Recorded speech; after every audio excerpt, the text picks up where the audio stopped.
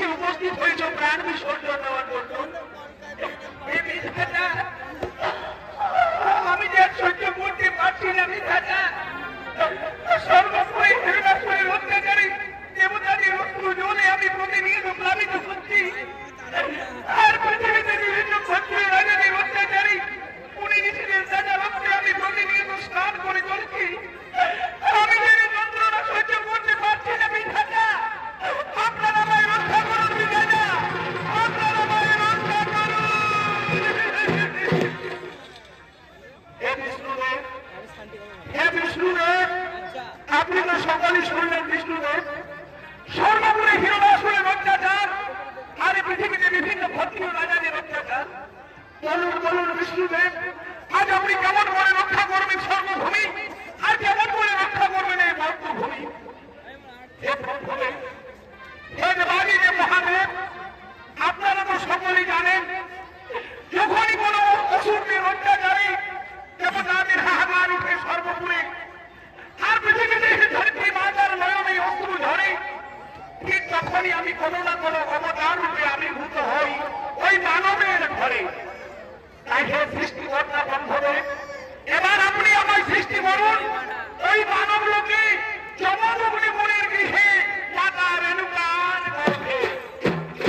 আর হে দেবাদি দেব মহাদেব, এই অবতারে আপনি হবেন আমার গুরুদেব, আমি হব আপনার শিষ্য, আপনার শিক্ষা দীক্ষায় হবে আমার সহায় বল। আমি অবশ্যই হিরণাসুরের মণিমণি ধন আর বোঝাবো ধরিত্রী মাতার চোখের জল। তবে তাই হোক প্রভু, মর্তভূমে শুরু হোক এবার আপনার ষষ্ঠ অবতার।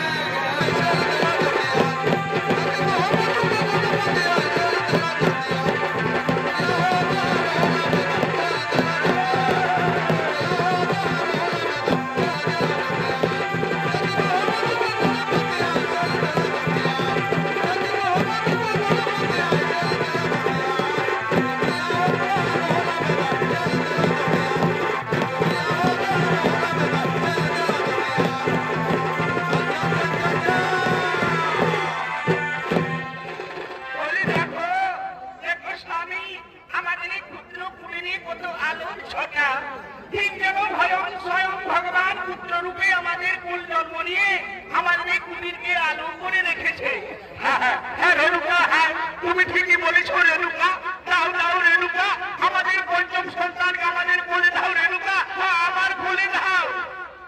বলি ও রে বাবা যমদগ্নি, বলি ও মা রেণুকা, তোমাদের পঞ্চম সন্তানের তোমরা কি নাম রেখেছ গো?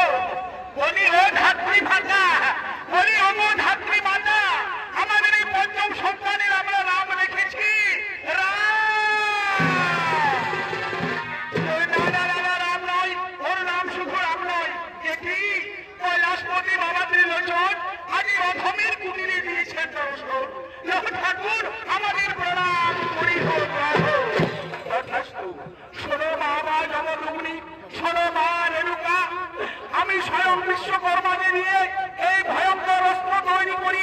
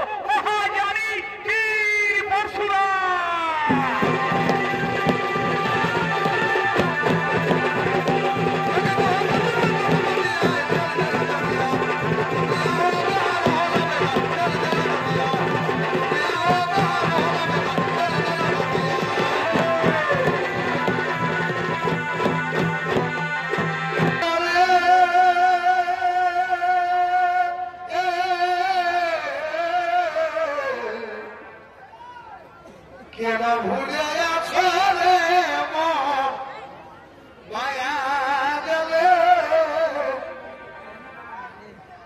কেন ভুলে আছো রে মন আমার বলে